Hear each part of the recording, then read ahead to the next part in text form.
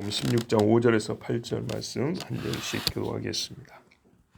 무덤에 들어가서 흰옷을 입은 한 청년이 우편에 앉은 것을 보고 놀라매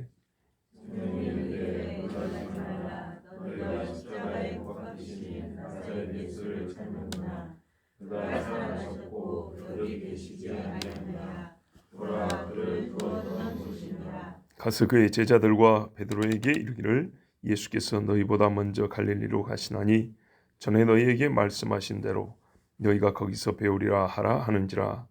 여자들이 몹시 놀라 떨며 나와 무덤에서 도망하고 무서워하여 아무에게 아무 말도 하지 못하더라. 아멘. 여인들이요 무덤에 들어갔습니다. 왜 들어갔을까요? 본래 목적이 있었지 않습니까? 예수님의 시신에 향유 붓겠다고, 향품 놓고 오겠다고. 그래서 누가 무덤 문을 굴려주리요, 이게 걱정이었지, 시신이 있고 냄새나는 그 속에 들어가는 것이 걱정은 아니었습니다. 들어가 봤는데 무덤 문이 왜 굴려져 있었는지 의문이 풀렸습니다. 한 사람, 성경에는 또 다른 성경에는 두 청년이라고 되어 있습니다. 두 사람이 예수님의 무덤 안에 앉아 있는 겁니다. 예수님이 누워있던 그 판 위에 앉아 있다고 보시면 조금 불경스럽고, 오늘 본문에 보면 우편에 이렇게 되어 있습니다. 그렇죠? 들어갔더니 오른쪽에 한 사람이 앉아 있는 겁니다. 한 젊은이가 앉아 있는 것을 보고 깜짝 놀랐습니다. 이 젊은이가 바로 무덤 문이 왜 열렸는지를 알려주는 결정적 단서입니다. 바로 이 사람이 열어준 겁니다. 또는 이 사람이 열게 한 겁니다. 이 사람 우리가 알다시피 천사죠. 자, 여기서 우리가 잠깐 생각해 볼 거는 예수님의 무덤이 얼마나 컸을까입니다. 얼마나 된다고 생각하세요? 성지순례 가봤더니 큰 무슨 예배당인가 기념관인가 만들어 놓고 거기 온갖 귀신들이 그냥 드글드글한데 한쪽에 사람들이 길을 쫙 섰더라고요. 왜 그래 했더니 이게 예수님 무덤이래요. 뭐 바위 하나 있어요. 거기에 조그만 문이 하나 있고 그 속으로 사람이 들어갔다 나왔다 이제 하는 거예요. 오래 못 있고 보고 싶은 사람 하도 많으니까 저는 안 봤어요. 근데 뭐 거긴지 아닌지 알 수는 없지만 성경을 따르면 공간이 제법 넓다는 걸 알 수 있습니다. 보세요. 마가복음에 여인이 3명인데 누가복음이나 다른 복음에 보면 더 많습니다. 그들이 들어갔답니다. 그리고 애초에 그들이 들어가려고 함께 온 겁니다. 향품을 가지고 예수님 시신에 함께 붓고 바르겠다고 이 많은 여자들이 같이 온 겁니다. 다 들어가고 남을 공간입니다. 거기다 예수님 시신 위에 있습니다. 지금도 갔더니 건장한 청년이 앉아있더랍니다. 두 사람이. 공간이 제법 되죠? 두 사람이 앉아있는데 바로 눈앞이 이렇게 앉아있는 게 아니고 요만큼 거리가 있습니다. 거리가 있고 여자들이 최소 3명 이상이 들어갔습니다. 그 만약에 예수님이 계셨다면 예수님이 누워있는 곳은 또 있습니다. 공간이 그렇게 작지 않습니다. 제법 넓습니다. 그러므로 이 공간의 문을 얼마나 큰 것으로 돌을 굴른다면 얼마나 큰 것으로 굴려 막았을지 생각을 해보십시오. 요만한 거 아닙니다. 기어 들어가는 거 아닙니다. 시신을 기어 들어가서 안치할 수는 없습니다. 제법 크다는 얘기입니다. 자, 청년이 얘기를 합니다. 놀라지 말라. 두려워하지 말라는 얘기입니다. 놀라지 말라, 두려워하지 말라. 왜 그러죠? 무덤 안에 한 사람이 있다는 것도 놀랍지만 더 놀라운 건 시신이 없다는 겁니다. 말은 없지만은 이게 훨씬 더 중요한 사실이죠. 시신이 없다. 그래서 천사 하는 말이 너희가 십자가에 죽었던 나사렛 예수를 찾는구나. 여기 봐라. 그가 누워있던 곳인데 그가 살아나셨다. 요 사실을 두려워하지 말라. 놀라지 말라는 겁니다. 사실은 이 일은 두려워할 일이 아니고 기뻐 뛸 일이죠. 그런데 왜 기뻐하라 하지 않았을까요? 천사가 말이죠. 동정녀 마리아에서 예수님이 처음 이 땅에 오셨을 때, 나셨을 때 양치던 목자들이 가서는 한밤중에 환한 빛을 두려우니까 거기서 두려워 말라 하지만 예수님에 관해서는 오늘 너에게 복된 소식, 기쁜 소식 이렇게 얘기했어요. 기뻐할 일이었어요.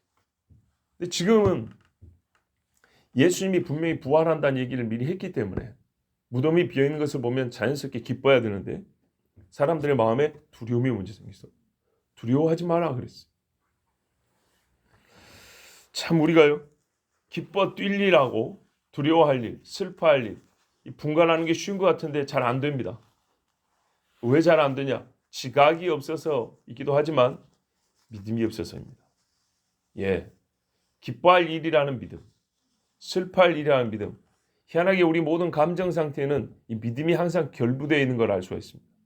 남녀간에 결혼할 때도 순전히 감정, 사랑으로만 되는 것 같죠. 연애 감정 많고. 아닙니다. 믿을만 하냐?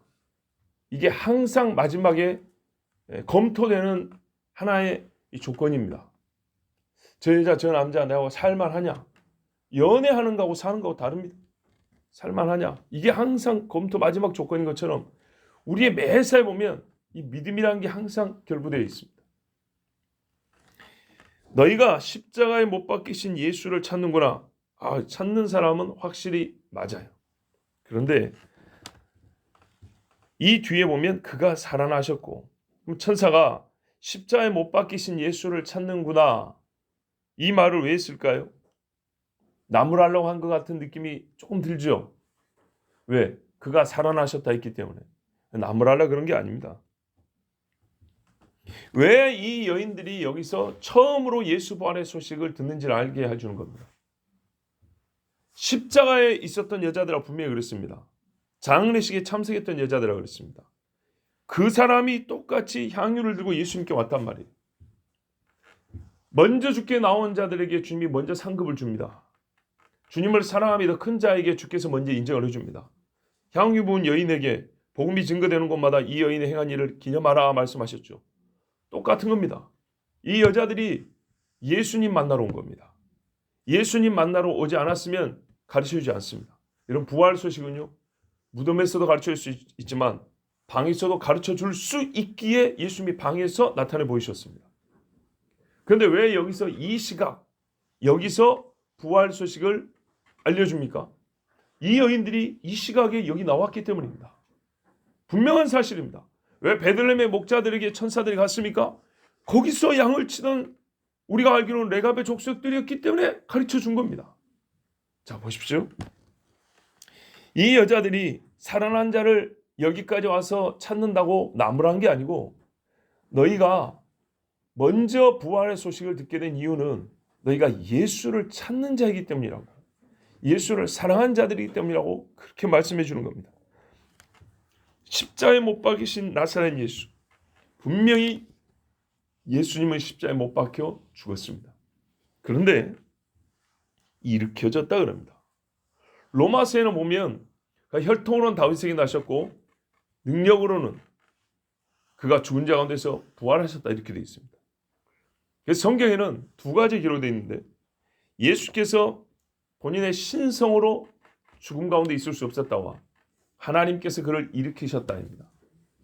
중보자로서 예수님을 일으키신 분, 사역을 완성하신 분에게 우리 주께서 주시는 보상이라고 할까요? 그 합당한 대우는 무엇이냐면 죽음 가운데서 일으키심이라고 했습니다. 그래서 오늘 본문도 분명히 말합니다. 그는 살아나셨고 여기 계시지 아니하니라. 번역이 잘못됐습니다. 살아나셨고가 아니고 이건 의미적 번역이고, 본래는 그는 일으켜졌고 일으켜졌기 때문에 여기 계시지 아니하다입니다. 사도행전 2장 24절 보세요. 베드로가 뭐라 그럽니까? 하나님께서 사망의 고통을 풀어 살리셨으니 이는 그가 사망에 매여 있을 수 없었음이라.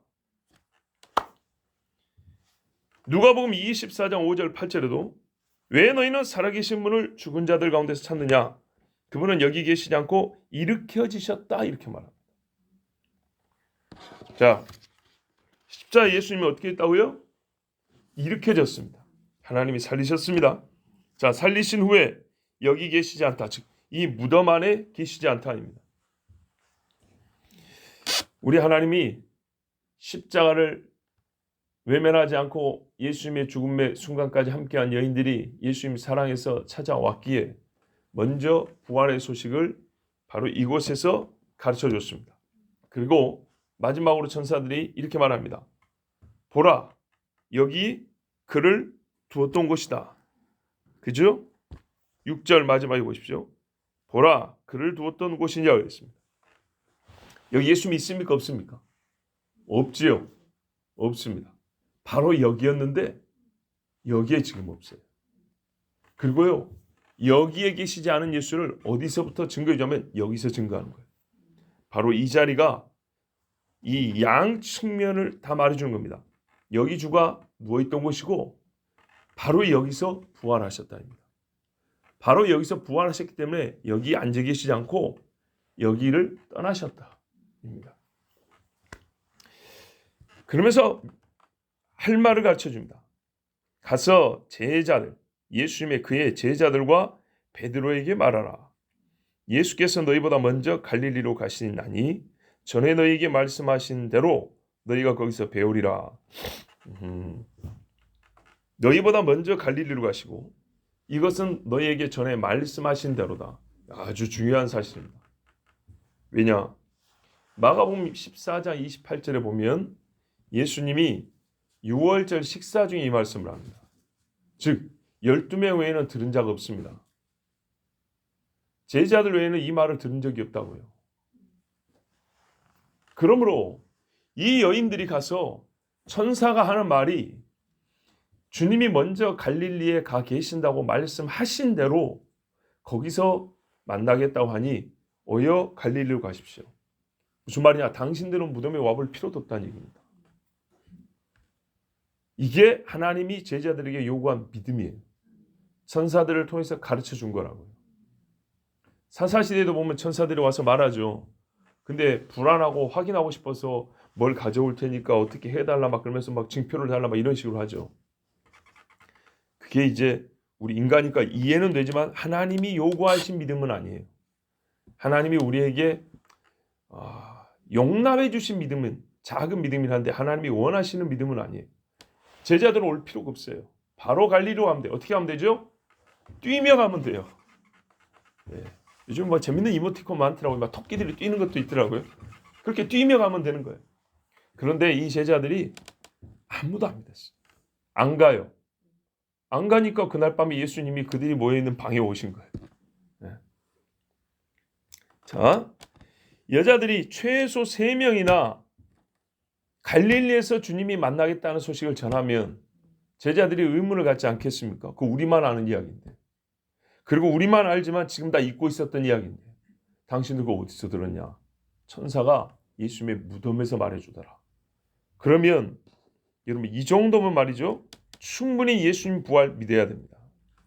자, 갈릴리에서 만나자는 이유가 뭘까요? 주님을 맨 처음 만난 자리, 감상적이잖아요. 남녀가 처음 만났던 자리 기념해서 몇 년에 한 번씩 가보면 그래도 마음이 좀 뭔가 좀 몽글몽글한 마음이 생기는 것처럼 그런 거죠? 꼭 그렇지 않습니다. 감상적인 만남이 주 목적이 아닙니다. 그게 아니고 예수님이 전에 갈릴리에서 가르치셨어요. 그리고 지금 부활한 주님이에요. 자, 죽으시기 전 가르침과 부활한 후의 가르침의 연속성, 그리고 말씀을 현재 지금 절망하고 이 예수 죽인 자들이 드글드글한 예루살렘보다는 예수님이 제자들을 만나서 40일 동안 가르치기에 제일 적합한 장소는 갈릴리입니다. 이게 한마디로 말해서 우리 인간의 본성을 아시는 하나님께서 우리에게 부활한 주님을 만나서 부활한 주님으로부터 배우기에 가장 적합한 종합평가 1위가 갈릴리입니다. 갈릴리로 가자 했습니다. 그런데 특이한 게 있죠. 제자들과 베드로에게 전하라. 베드로를 왜 따로 언급했을까요? 그렇습니다. 바로 그겁니다. 베드로는요, 공식적으로 제자들 중에 대표다, 반장이다, 수석이다 이런 칭호 받은 적이 없습니다. 그런 지위에 공식적으로 앉은 적이 없습니다. 준 적도 없습니다. 그건 우리가 그냥 베드로의 행적을 보고 그럴만하다고 인정을 해주는 겁니다. 왜 베드로 언급하냐? 베드로와 예수님 부인했잖아요. 그 다음엔요, 회개했죠. 그런데 천사가 제자들에게 가서 전하라 그러면 여러분이 베드로 같으면 나를 거기다 포함시키겠어요? 갈릴리 가시겠냐고요. 나도 같이 가 그러고 갈 수 있겠어요? 사실 어렵습니다. 나한테도 쉽게 그림 못하겠어요. 우리 주님이 배신했으나 회개한 베드로를 따로 언급해 줍니다. 용서했다는 얘기죠. 그래서 바울도 그러잖아요. 맨 처음 게바에게 보이시고 이 무덤이 아닌 어딘가에서 예루살렘 어딘가에서 예수님이 베드로를 만나 주신 겁니다. 언제요? 이날. 그래서 밤에 제자들 그러잖아요. 주께서 게바에게 나타났다고 하더라. 근데 여전히 못 믿어요. 엠마오로 가던 두 제자가 와서 말해줘도 못 믿었어요. 너도 똑같은 소리 한다. 게바도 봤다고 하던데. 예수님이 이 여인들의 소식을 듣고 무덤까지 달려가고 고개를 갸우뚱거리는 베드로를 따로 만나 주셨습니다. 참 이 양반 용기는 좋아요. 그래도 무덤까지 간다 아닙니까? 하여튼 베드로라는 사람은 독특하고 그러지만 독특하다고 설명하기보다는 훌륭한 사람입니다. 갈릴리 어부가 산 모습을 한번 보십시오. 그 열심과 그 수고는 하여튼 칭찬받을 만합니다. 그래서 예수님이 베드로를 따로 언급하게 천사들에게 분부하셨습니다. 여인들이 오면 말해줘라 라고 시킨 겁니다. 천사는 자기 말, 자기 생각대로 절대 하지 않습니다. 시킨 것만 합니다. 그리고 기쁨으로 하죠. 그래서 베드로에게 스스로 제자들에서 배제할 수밖에 없는 그런 절망과 부끄러움을 갖고 있는 베드로를 주님이 부르셨습니다. 이 말은 거꾸로 하면요. 예수님이 베드로를 부끄러워하지 않습니다. 예수님이 제자들을 부끄러워하지 않습니다. 천사들한테 말합니다. 여러분, 충성스러운 부하가 있다 하자고요. 충성스러운 부하에게 배신한 부하를 언급을 한다. 이건 충성스러운 부하에게 미안해서라도 말하기가 좀 곤란한 이야기 아닙니까? 그렇죠. 근데 예수님은 천사들에게 말합니다. 베드로, 그를 잊지 못하게 하라. 베드로도 꼭 불러서 오라고 해라. 자, 여자들이 심히 놀랐습니다. 천사를 봤으니 얼마나 놀랐을까요? 시신은 없지. 분명히 사람같이 생겼는데 사람은 아니지.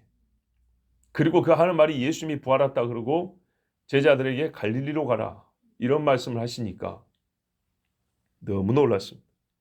자, 다른 복음서들과 함께 보면 이 시간은 그걸 세밀하게 볼 수는 없지만 이 여자들은 3명이 분명히 넘습니다. 그리고 제자들에게 가서 천사에게 들은 소식을 전했다 합니다. 근데 마가복음은 좀 다르게 이야기하죠. 그 중간에 빼놓고 기록하지 않은 게 많습니다. 가장 간단하게 기록합니다. 여자들이 심히 놀라 떨며 나왔는데 도망했고 아무에게도 아무 말도 하지 않았다 그럽니다. 제자들은 어떻게 들은 거죠? 자, 그래서 전에도 한번 설명해 드렸는데요. 직후와 약간의 시간 간격이 있은 후를 한번 생각해 보세요. 막 나왔을 때 어안이 벙벙하고 정신이 없습니다. 그래서 말을 못하고 있습니다. 좀 시간이 지난 후에 좀 정신을 차리고 가서 전해줄 수 있는 겁니다. 자, 그런데요. 그렇게 보면 시간차가 좀 많이 나야 됩니다. 그런데 제자들이 예수님의 무덤에 요한과 베드로가 달려오지 않습니까? 금세 달려옵니다. 시차가 크지 않아요. 그 말은 여자들이 빨리 가서 전했다는 얘기입니다. 그러면 이 8절은 뭐예요 도대체? 예, 그래서 번역이 중요합니다. 무덤에서 도망하고 하니까 무덤에서 나와서 멀리 간 것 같죠? 그죠? 원래 말은 무덤 밖으로 나왔다는 얘기입니다. 무덤 밖으로 도망하듯이 나왔다고요. 하도 무서우니까 천사 말이 끝나기도 전에 이것저것 막 살펴봐야 되는데 진짜가 가짜가 좀 확인해 봐야 되는데 질문할 경황도 없고 주변을 살펴볼 정신도 없고 그냥 불이 나게 무덤 밖으로 확 나왔다는 얘기입니다. 그리고 내려갔습니다. 내려가는데 어떻게 해요? 여러분 물어볼게요.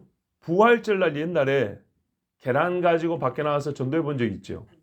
전도는 아니어도 계란 나눠줘 본 적 있죠. 그러면서 적어도 이런 말씀을 한 말씀 했을 거예요. 예수님 부활하셨습니다. 어느 교회에서 나왔습니다. 계란 하나 드세요. 이랬죠. 부활 직접 봤어요? 천사가 와서 일러주던가요? 아니죠. 그런데도 2000년이 지났는데도 밖에 나와서 그렇게 말할 수 있죠.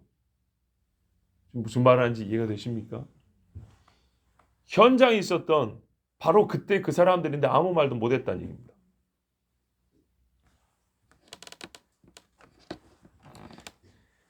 자, 그러니까 부활이라는 건 원래요, 기쁜 소식이에요. 아주 기뻐서 시간차가 2000년이 지났는데도 불구하고 본 적도 없고 무덤에 가본 적도 없는 우리가, 천사한테 직접 들은 적도 없는 우리도 계란이라도 하나 삶아가지고, 이 계란이 좋은 건 아닙니다만 하여튼 그거라도 갖고 가서 예수님 부활했어요 라고 했어요라고 한마디라도 해야 되는 게 원래 부활입니다. 근데 이 여자들이 아무 말도 못했대요. 무슨 말입니까? 부활이 안 믿겨졌다는 얘기입니다. 최고의 기쁨의 소식을 어떻게 해야 되냐면 뛰어가면서 예수님 부활했어요 이러고 가야 되는 겁니다. 그렇잖아요. 다윗이 예루살렘으로 돌아올 때 사람들이 노래 부른 것처럼, 법궤가 들어올 때 춤을 춘 것처럼, 예수님이 어린 나귀 새끼 타고 예루살렘 들어올 때 호산나 다윗의 소리를 그렇게 춤을 춘 것 이상으로 죽은 자 가운데서 부활을 했으면 온 동네가 떠들썩하게 사람들 잠자다가 다 깰 정도로 여인들이 소리를 크게 지르면서 예수님 부활했다고, 나사렛 예수가 부활했다 하고 나와야 되죠. 그런데 그리 못했답니다. 왜죠? 천사를 본 게 무서워서 그렇습니까? 아닙니다. 성경에 보시면 천사를 보고 사람들이 다 벙어리됐다는 얘기 없습니다. 천사를 본 경험 때문에 믿음도 좋아지고, 천사를 본 경험 때문에 하나님의 말씀 확인도 됩니다. 근본적인 이유는 그게 아닙니다. 믿음이 없었기 때문입니다. 왜 향품을 들고 왔습니까? 사랑했으나 죽었다는 믿음을 가지고 한 겁니다. 안 살아났다는 믿음을 가지고 한 겁니다. 이게 제일 큰 문제입니다. 즉 천사가 전해준 소식이 이 여인들의 마음에서 믿음을 아직 불러일으키지 못했다는 겁니다. 뭐 천사의 복음이 변질되고 더러워서요? 부족해서요? 아니요. 천사는 예수님이 하신 말씀을 그대로 전했습니다. 천사의 영광을 가지고 권세를 가지고 그대로 전했습니다. 이 여인들이 믿지 않은 겁니다. 믿지 않음으로 아무 소리도 못했습니다. 비교 한번 해볼까요? 사도행전에서는 어떤 일이 났습니까? 믿음으로 사람들 앞에서 크게 소리 질렀죠. 공회 앞에서 부끄러워하지 않고 두려워하지 않았죠.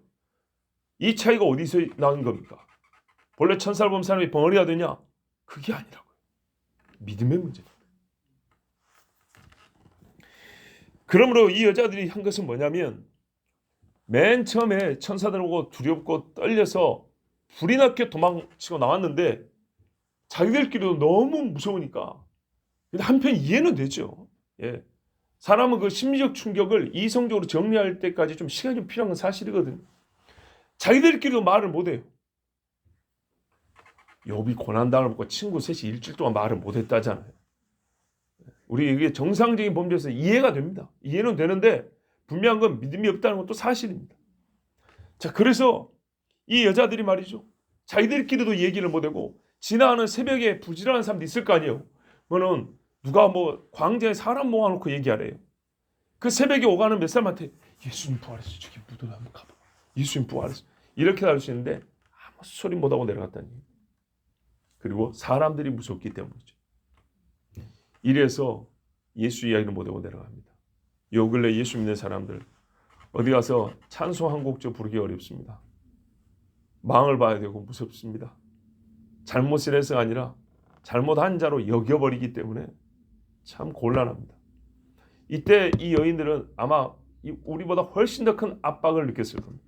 자, 이래서 아무 말도 못했다는 말이 그 말입니다. 제자들에게 말을 안 했다는 뜻이 아닙니다.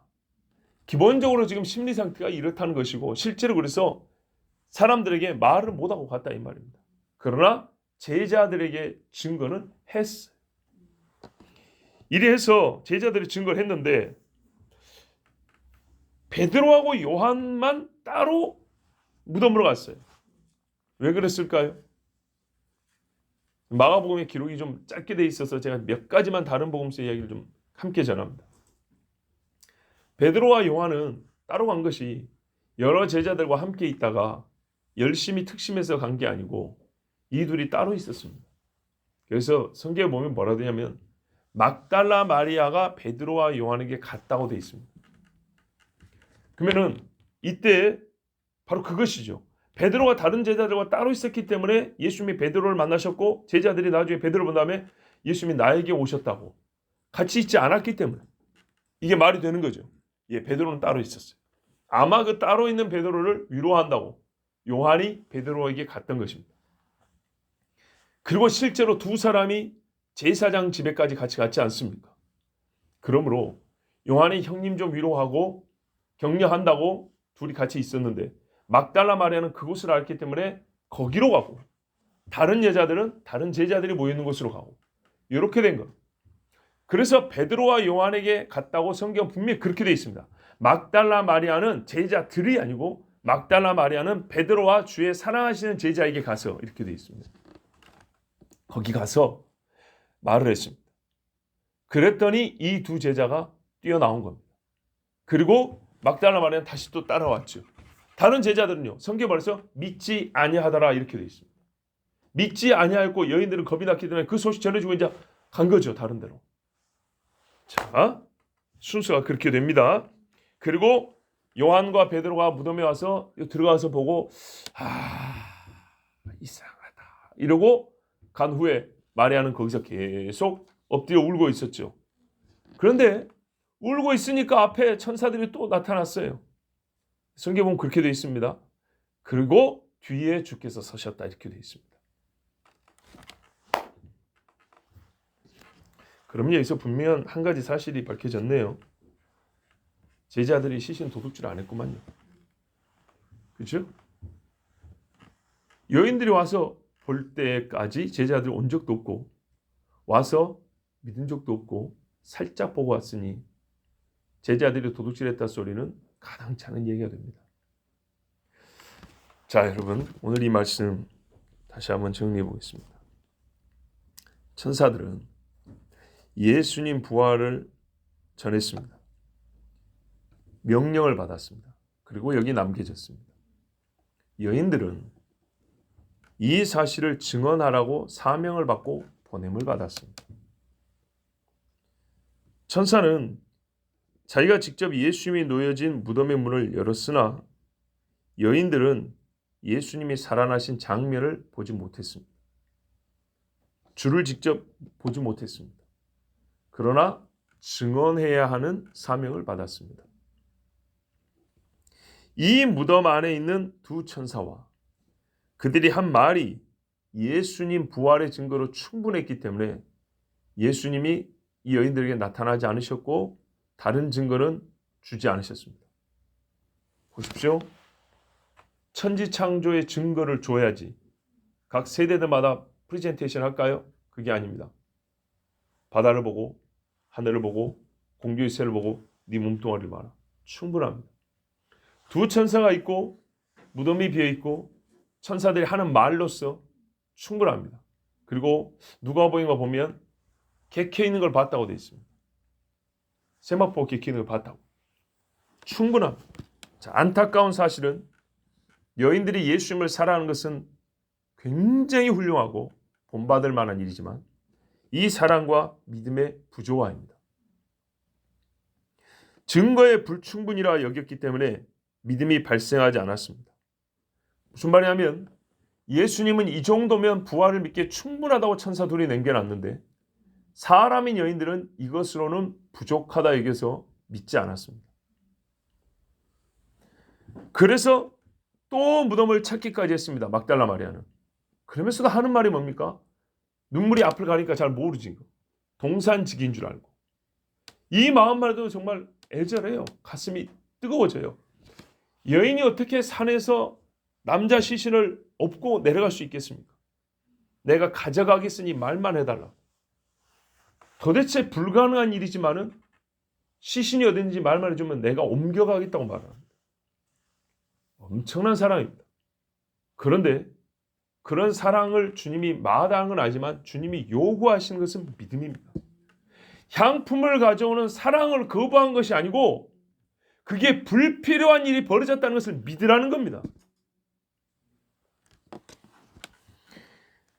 천사를 보았고 천사들의 말을 들었으며 그 들은 장소가 무덤 아니라는 사실은 큰 위로를 주기에 적합하며 이보다 예수 죽은 일로 절망한 사람들에게 확실한 믿음을 줄 수 있는 환경과 인적 조건이 없습니다. 천사가 있죠. 예수님이 묻힌 곳이 있죠. 여러분 생각해 보세요. 부활을 알려주는데 무덤보다 더 좋은 장소가 어디 있겠어요? 빈 무덤보다 좋은 환경이 어디 있겠냐고요. 부활의 그 신적 능력을 말씀해 주는데 하나님의 종 천사보다 더 나은 전달자가 어디 있겠어요? 최상입니다. 최상. 그런데 여인들은 놀라고 두려워하기만 하고 믿지 않았습니다. 우리 주님 항상 목적 없는 일, 뜻없는 행동 말씀 안 하시죠. 천사를 왜 남겨두셨을까요? 왜 보내십니까? 이 경우에는 이스라엘을 치라는 게 아니고 부활을 증거하라고 예수님이 하시고자 하는 뜻을 그만큼 꼭 그만큼의 부활의 증거를 사람들에게 주라고 남겨놓은 겁니다. 천사들은 적게 주지 않았습니다. 남겨놓지 않았습니다. 그런데 사람들이 안 믿었습니다. 주님은 믿을 수 있는 조건을 주셨으나 믿는 이가 없습니다. 인자가 올 때 믿음을 보겠느냐. 부활 때에도 믿음이 안 보이는데 재림 때에는 믿음을 볼 수 있을까요? 조건이 부족합니까? 증거가 작습니까? 환경 조성이 아직 안 됐습니까? 그래서 그런 게 아닙니다. 저는 이 여인들의 예수님 사랑에 전혀 비판적인 생각이 없습니다. 나는 이들보다 못합니다. 아마 여러분도 이들보다 못하다고 스스로 생각할 거예요. 저는 하나님의 천사들이 하는 말 속에서 주님의 뜻을 분별하고자 하는 데 목적이 있는 겁니다. 여인들이 주님께 해야 할 최고의 행위가 무엇인가를 우리 함께 생각해 본다는 겁니다. 여인들은 향품을 가지고 예수님의 무덤을 찾아 그것을 예수님의 시신에 붓고 가겠다는 것이 아니라 부활한 주님을 만나겠다는 심정을 가지고 무덤을 찾아왔어야 되는 겁니다. 어제는 이 여인들이 예수님께 찾아온 그 지극정성한 마음을 말씀드렸습니다. 그걸 분명히 그대로 짚고 넘어가는 겁니다. 그래야 이 차이가 확실해지는 겁니다. 아가서에서 남녀의 그 진하고 약간의 그 뭐 좀 야릇한 그거를 분명하게 우리가 체감할 수 있어야 됩니다. 그래야 주님과 신부인 우리의 사랑도 우리가 확실하게 정말요 육감적으로 영감적으로 우리가 체험하고 느낄 수 있는 겁니다. 확실한 건 그대로 짚고 나와야 됩니다.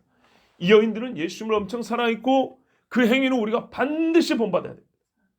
그런데 본받는 것 이상 우리가 보고 저것이구나 본받는 것 이상 위에서 주님이 명하시는 게 뭐냐 이 말이죠. 주님이 명하신 건 장례 전에 향유 부는 것은 예수고 칭찬할 말이지만 장례 후에 향품을 볼 일은 없고 거기다가 지금 이때는 부활한 아침이란 말이죠. 이때는요 찬송을 들고 나와야 되는 거예요. 이 여인들도 갈릴리에서 예수님의 죽음과 부활에 관한 말씀을 들었기 때문입니다.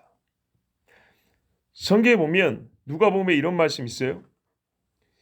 너희보다 먼저 갈릴리로 간다는 말은 성찬식 할 때 우리 배너 성찬식 할 때 주신 말씀인데 내가 죽은 지 3일 만에 살아나리라는 갈릴리에서 많은 사람에게 가르쳤다고 그랬어요. 그래서 천사가 뭐라 하냐면 너희가 갈릴리에서 예수님 앞에 배울 때 다 갈릴리 여자들이잖아요.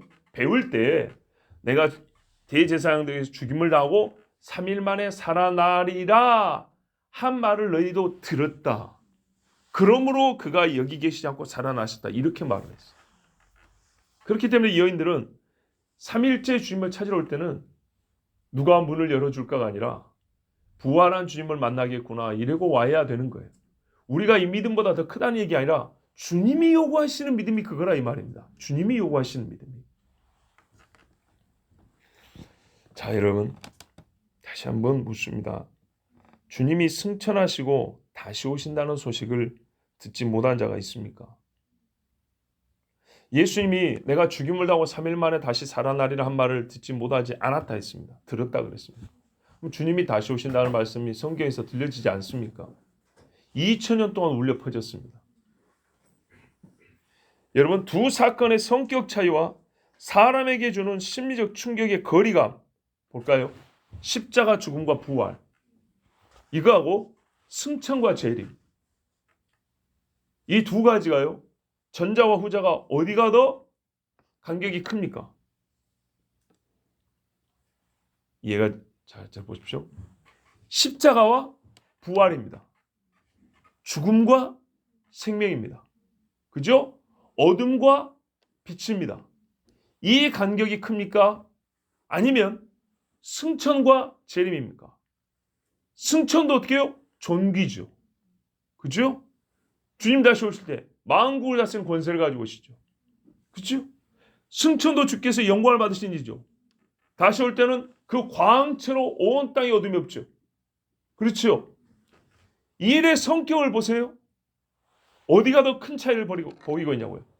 십자가와 부활이 훨씬 더 큰 차이를 갖고 있습니다. 승천과 재림은 성격상 가깝습니다. 그죠? 시간차가 멀 뿐입니다. 여기는 3일 차이도 안 나는데 여기는 수천 년 차이 나니까 시간차가 멀 뿐이지만 이 일의 성격은요, 이 승천과 부활이 거의 한 사건처럼 여겨집니다. 왜? 죽은 대로 부활하지 않지만 가신 대로 다시 오신다 했잖아요. 그런데 지극히 참혹하고 잔인하게 죽임을 당한 그 시체, 그 시신이 살아났다는 것은 믿겠다는데 구름 타고 영광주에 올라가신 주가 다시 오신다는 거 왜 못 믿겠다는 난 이해가 안 돼요. 그래서 엄밀히 말하면 우린 부활 잘 못 믿는다 했잖아요. 진짜 사람 죽은 거 아마 보셨을 거예요. 참혹하게 죽은 거 보셨을 거예요. 저도 들어봤는데 내 눈앞에서 죽는 것도 봤어요. 서울 살다 보니까. 바다에서 빠져 죽는 거 봤어요. 네, 여러분. 시신은 시신입니다. 지난 여름에 저희 집안에 이모님이 산사태로 압사되어 돌아가셨잖아요. 시신이요, 진짜 참혹하기 그지없어요. 사람을 알아볼 수가 없고 온몸이 새파랗게 피멍으로 정말 알아볼 수, 완전 딴 사람처럼 보여요. 흙더미에 머리카락이라는 일은 막 말로 표현하기 어려워요. 그게 살아난다고요? 예수님의 시신이 이보다 못했을까요? 이 사람이 살아난다고? 난 못 믿어요. 그 부활을 진짜로 믿으면 진짜 예수 믿는 거예요.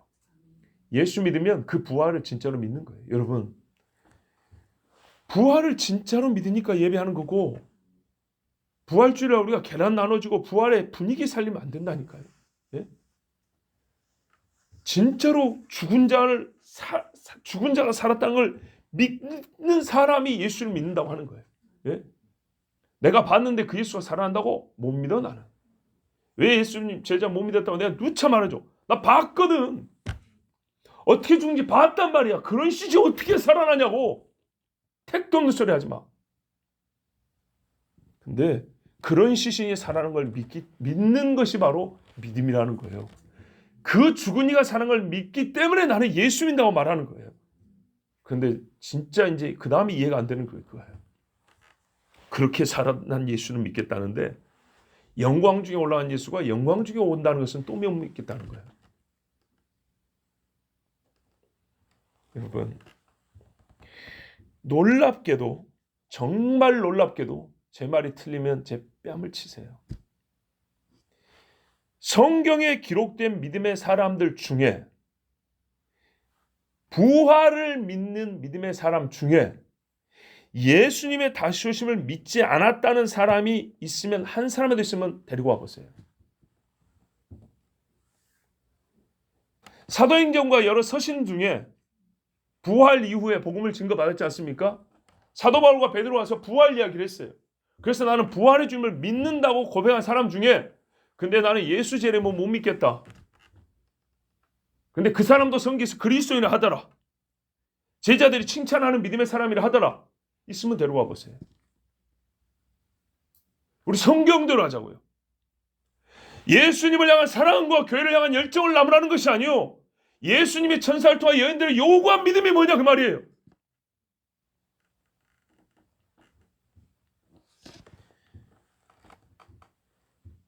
처음 믿을 때부터 이 사람들에게는 재림이 가르쳐졌어요. 재림을 소망하고 또한 이들에게 편지하기로 했어요.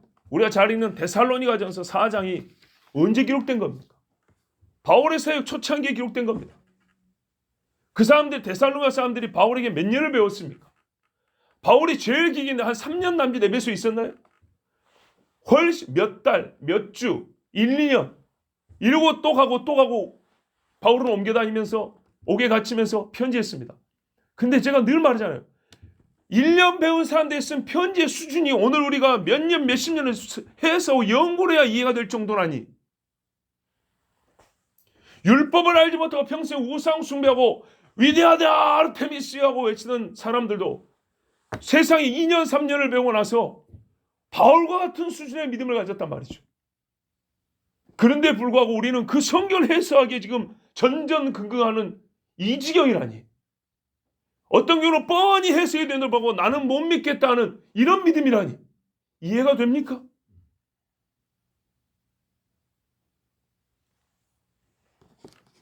누가 누구에게 언제 기록한 말씀인지를 한번 생각해 보세요. 바울이 2000년 전에 불과 몇 주 말씀 들은 사람들에게 쓴 편지들이에요. 불과 몇 달 말씀 들은 자들에게 쓴 편지라고요. 몇 달 말씀을 듣고 교회가 세웠는데 그들 중에 믿음의 지도자가 생기고 지도자와 기도자들 생기고 섬기는 사람들이 생겼어요. 그들 중에 다음에 와서 보니까는 바울이 데리고 사역을 함께 할 정도로 믿음이 잘한 자들도 있었어요. 대표적으로 디모데를 보세요. 루스드라의 디모데가 1차 성경 때 왔는데 불과 한 2년인가 3년 있다 와보니까 얘가 쑥 커 있잖아요. 그러면 그동안에 뭐냐 했더니 디모데가 여기저기 갈라디아 지방을 다니면서 바울처럼 복음을 전했다는 거예요. 이상한 사람들이 오는데 그것을 되받아치고 복음을 변증했다는 거예요. 디모데 같은 조그만 어린애가 말이죠. 놀랍지 않습니까? 이게 성경이 우리에게 가르쳐 주시는 믿음이에요. 우리가 생각하는 우리 수준의 믿음이 아니고요. 성경이 요구하는 믿어야 할 내용과 믿음의 정도인 겁니다. 이에 미치지 못하는 우리는 스스로 부끄러워야 되는 거예요. 부활의 소식이 비록 무덤 안에서 들려졌으나 제 말이 보통의 문법과는 좀 다릅니다. 잘 듣고 이해해 주십시오. 부활의 소식이 비록 무덤 안에서 들려졌으나 부활의 소식은 무덤 안에서 들려져야 했고 재림의 소식이 불신의 시대에 들려지고 있으나 재림의 소식이야말로 믿음 없는 세대에 들려져야 합니다. 여러분 믿음 없는 세대에 뭘 외쳐야 될까 한번 생각해 보세요. 이 깜깜하고 예수 죽인 사람들이 가득한 땅에다가 뭘 전해야 되죠? 예수가 살아났다고 외쳐야 되지 않겠습니까? 그렇죠? 예수 죽인 자들에게 외칠 소리는 예수가 살아났다 해야 되는 거예요. 예수님이 온다고 믿지 않는 세대에게 외쳐야 될 소리는 예수가 온다는 소식인 거예요. 예수가 올지도 몰라. 온다고 했는데 안 온대. 예수가 오면 어떻게 하고 안 오면 어떻게 할 거니? 이런 식의 말이 아니에요.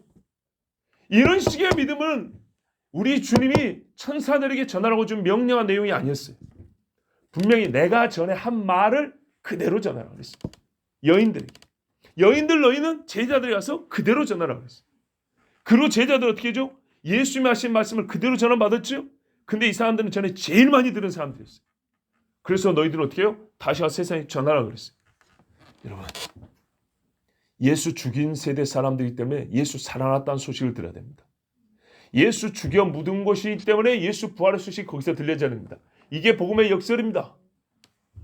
예수를 제일 안 믿고 예수님께 제일 영광을 돌린 것 같으나 실제로는 부활에 대한 믿음이 약하기 때문에 교회에서 부활의 소식은 계속 들려져야 된다고 고혹하는 목사님이 예전에 설교했어요.